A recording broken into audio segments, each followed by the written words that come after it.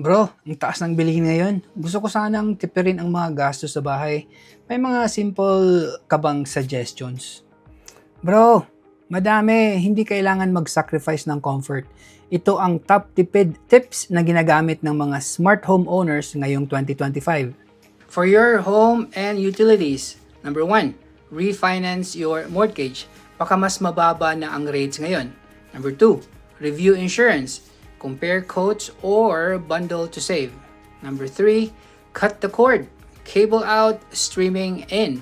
Number 4, recheck mobile plans. Mas mura sa ibang carrier or downgrade plan.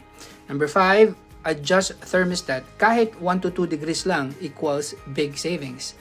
Number 6, use less hot water.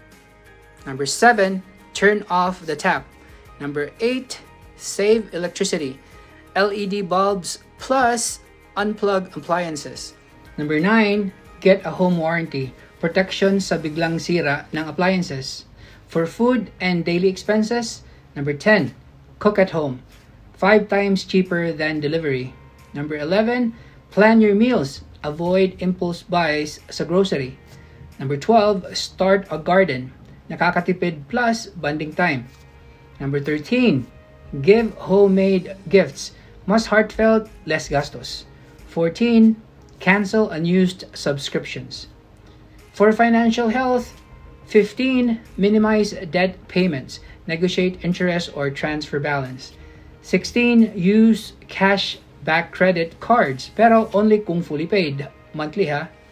Number 17, ask for discounts. Sa grocery, sa store, kahit sa service fees. 18, track your budget. Use worksheet para kita mo saan napupunta pera. Number 19, do it yourself. Minsan, kaya mo yan sa YouTube tutorial. Number 20, outsource less.